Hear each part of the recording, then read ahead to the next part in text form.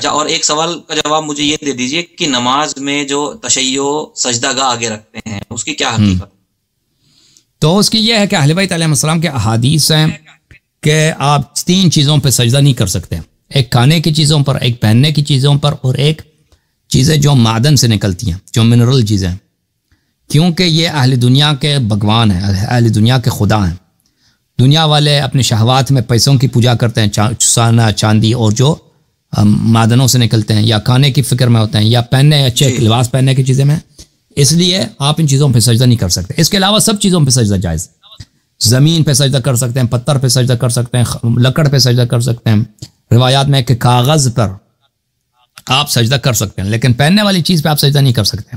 تو اب مساجد میں جاتے ہیں، مساجد میں اکثر فرش کس کے ہوتے ہیں؟ کارپٹ کے ہوتے ہیں، اور اس پہ سجدہ کرنا ہمارے مذہب میں جائز نہیں، اہل بیت علیہ السلام کے فرمان کے مطابق۔ اور اہل بیت علیہ السلام کے مذہب میں یہ ہے کہ سب سے بہترین چیز جو ہے مٹی پہ سجدہ کرنا ہے، خاک پہ سجدہ کرنا۔ یہ کیونکہ سجدہ جو ہے یہ انسان اپنے آپ کو ذلیل کرتا ہے خالق زمین و آسمان کے سامنے، اللہ کے منہج میں بھی ملتا ہے کہ سجدہ مٹی پر ہی افضل ہے۔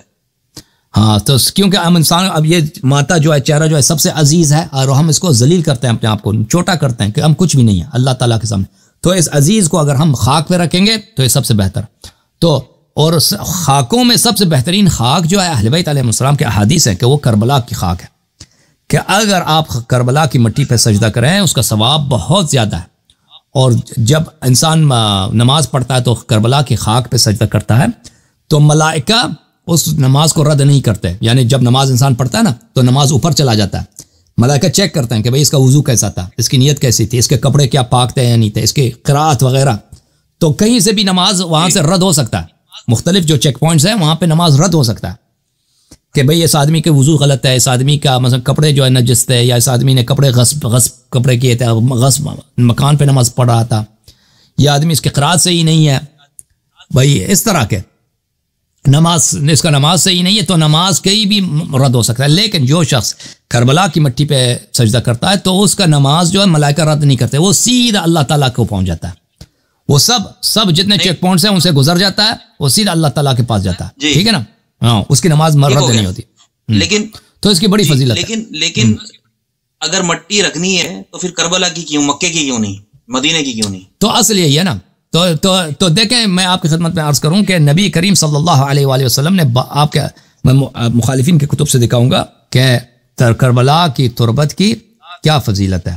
جب تک آپ حدیث کھول رہے ہیں اللہ علی صاحب، میں اس میں ایک کویشچن یہ کر لوں کہ اگر مکے کی مٹی مل جائے تو وہ رکھنا زیادہ افضل ہے، یا اگر کربلا کی مٹی مل جائے؟ میں بتاتا ہوں آپ کو جی، کیونکہ ایک یہ سوال کا ایک مطلب میرا جو انٹینشن ہے پوچھنے کا وہ یہ ہے کہ الزام بھی لگایا جاتا ہے کہ آپ لوگ جو ہیں وہ کربلا کو سب سے ٹاپ پہ لے کے چلتے ہیں، لیکن میری اسٹڈی کے مطابق ایسا نہیں ہے۔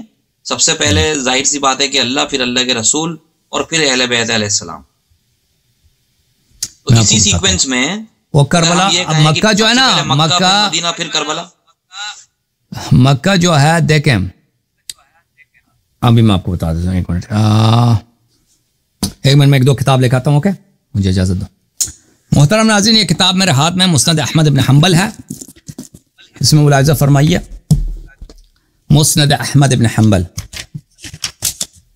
بیروت لبنان میں کتاب چھپی ہے، یہ سنہ 1994 میں۔ یہاں پہ ملاحظہ فرمائیے صفحہ نمبر 137 میں،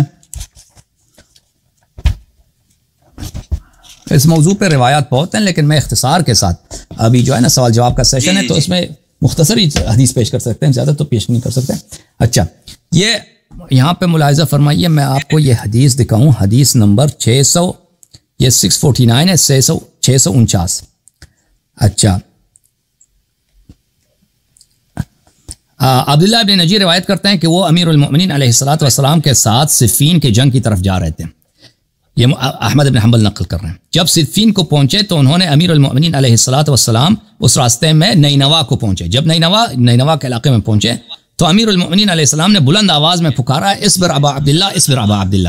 ابا عبداللہ امام حسین علیہ السلام کا کنیہ مبارکہ ہے، یا امام حسین آپ صبر کیجئے، آپ صبر کیجئے، بلند پکارا۔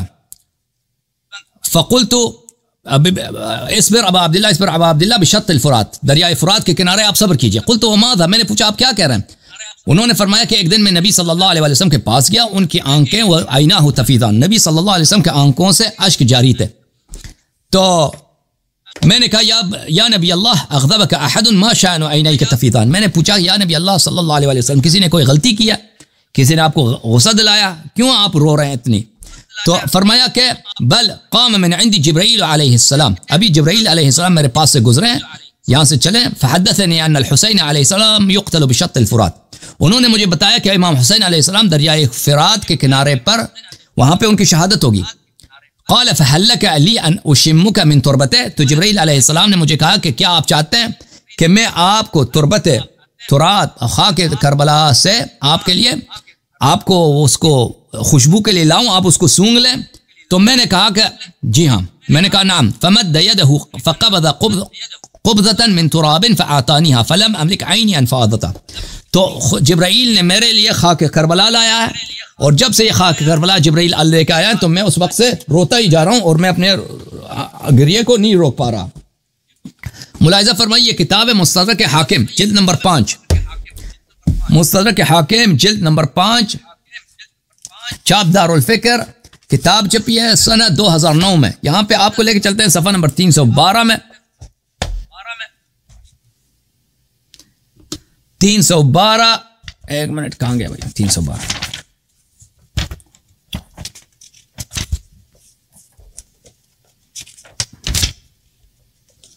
یہ صفحہ نمبر 312. اچھا، یہاں پہ حدیث ملاحظہ فرمائیے، حدیث 8369، 8369 روایت ہے بھائی، حدیث صحیح علی شرط الشیخین، یہ حدیث صحیح بشرط البخاری و مسلم. 8369 علی شرط البخاری و مسلم، ذہبی نے بھی کہا کہ بشرط بخاری و مسلم صحیح ہے. روایت ہے وہب ابن زعمہ سے کہ ام سلمہ رضی اللہ تعالی عنہ نے کہا رسول پاک صلی اللہ علیہ وسلم ایک رات کو سوئے، انہوں نے بستر پہ لیٹے سونے کے لیے. اچھا، فاستيقظ وهو حائر، وہ جاگے اور بڑے پریشانی کی حالت میں جاگے. اچھا، وفي يده تربة حمراء، ان کے يقبلها، اور ان کے دست مبارک میں، ان کے ہاتھ مبارک، نبی صلی اللہ علیہ وسلم کے ہاتھ مبارک میں سرخ رنگ کی مٹی ہے، اور وہ اس کو چومتے ہی جا رہے ہیں، چومتے ہی جا رہے ہیں. اچھا، قلت ما هذه التربة یا رسول اللہ، میں نے پوچھا یا رسول اللہ صلی اللہ علیہ وسلم یہ کون سی تربت ہے کہ آپ کو اس خاک سے اتنا پیار ہے کہ آپ مٹی کو چوم رہے ہیں؟ آپ تو عرش پہ بھی گئے تھے، عرش کو پیغمبر نے نہیں چوما ہے، کسی حدیث میں نہیں ہے.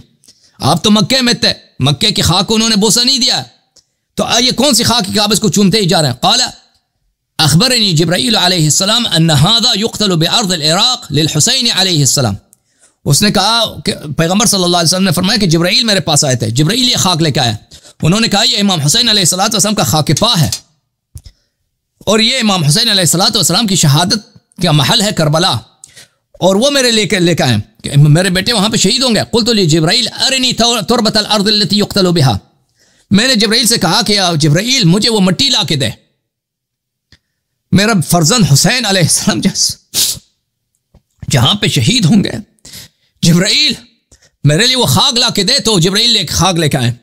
اچھا،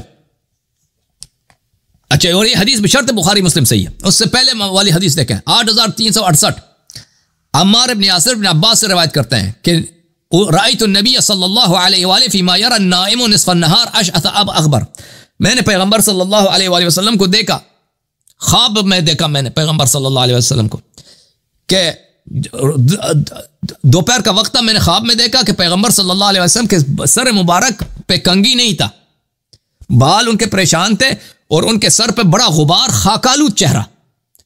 میں نے خاتم الانبیاء صلی اللہ علیہ وسلم کو اس حالت میں خواب میں دیکھا. معه قارورۃ فیہا دم، میں نے کہا ان کے پاس ایک برتن ہے، ایک شیشہ ہے، اس میں خون ہے. میں نے کہا یا نبی اللہ ما ھذا، میں نے پوچھا یا نبی اللہ صلی اللہ علیہ وسلم یہ کیا ہے آپ کے ہاتھ میں؟ فرمایا ھذا دم الحسین علیہ السلام واصحابہ لم ازل التقطه منذ اليوم، نبی صلی اللہ علیہ وسلم نے فرمایا یہ میرے بیٹے فرزند امام حسین علیہ السلام کا خون ہے، صبح سے ابھی، اور اس کے اصحاب کا، ان کے اصحاب کا، تو ابھی صبح سے میں ان کے خون جمع کر رہا ہوں. قال فأحصى ذلك اليوم فوجدوه قتل قبل ذلك بيوم. ہم نے حساب کیا کہ جس دن ابن عباس نے ہمیں حدیث یہ نقل کیا اس دن سے ایک دن پہلے امام حسین علیہ السلام شہید ہوئے تھے. اچھا تو میرے محترم ناظرین، خاک کربلا کیا افضل ہے؟ خاک مکہ افضل ہے. خاک مکہ کو نبی صلی اللہ علیہ وسلم نے کبھی بوسہ نہیں دیا. ٹھیک ہے نا، خاک مکہ کو کبھی بوسہ نہیں دیا. مکہ اس میں اللہ کا گھر ہے لیکن اللہ وہاں نہیں رہتا مکے میں. اور بھائی مکے میں اللہ نہیں رہتا، اللہ تعالیٰ کسی مکان میں نہیں ہے. مکان اللہ کا محتاج ہے، اللہ مکان کا محتاج نہیں ہے. یہ جو کہا بیتی، یہ کہ اللہ سے ایک نسبت یہ کہ یہ مبارک مکان ہے، اس لیے نہیں کہ آخر وہ اللہ وہاں پہ رہتا ہے. اللہ مکے میں نہیں رہتا، اللہ عرش میں بھی نہیں رہتا. اللہ کسی مکان میں نہیں. اللہ جسم نہیں ہے. اگر اللہ جسم ہے تو اس کا مطلب ہے کہ اللہ مکان کا محتاج ہے. مکان ہوگا تو اللہ ہوگا. مکان کا بنانے والا کون ہے؟ پھر یہ تو مشرک ہو جائے گا. اللہ تو محتاج ہوگا، پھر اللہ کا کوئی خالق ہوگا. اللہ تعالیٰ مکے میں نہیں ہے، کہیں بھی نہیں ہے. مکے کی سرزمین مقدس ہے کعبے کی وجہ سے، بیت الحرام کی وجہ سے.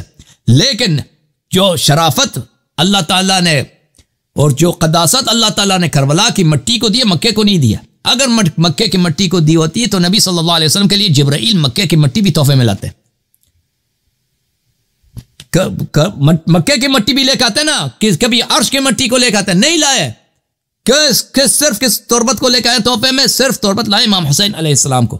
اور یہ کوئی شیع حدیث نہیں، بشرط بخاری حدیث ہے، بشرط بخاری اور مسلم حدیث ہے کہ نبی صلی اللہ علیہ وسلم کربلا کی مٹی کو رو رو کر چومتے تھے. تو یہ جو ہے یہ کربلا کی مٹی ہے. اگر ہم کہہ دیں کہ یہ سب مٹیوں سے افضل ہے، یہ ہم اپنے سے نہیں کہتے، اہل بیت علیہ السلام کے احادیث اس میں بہت ہیں. تو یہ مخالفین کے کتب میں اس کے احادیث ہے. اگر میں آپ کو مخالفین کے کتب میں سے مزید احادیث دکھا دوں تو اس میں کوئی وہ نہیں ہے، کوئی کمی نہیں ہے. اس میں بہت سارے احادیث آپ کو دکھا سکتا ہوں. اچھا آپ مزید بولیں بھائی صاحب، کچھ بولنا چاہتے ہیں دہلی والے؟ جوم جاؤ، پرواز کرو، کیوں فخر سے سر اٹھاؤ، کیونکہ اللہ تعالیٰ نے تمہیں انتخاب کیا. صراط حق پر صرف تم ہو، صراط ایمان پر صرف کیا، کیونکہ اللہ تعالیٰ نے تمہیں انتخاب کیا. صراط حق پر صرف تم ہو، صراط ایمان پر صرف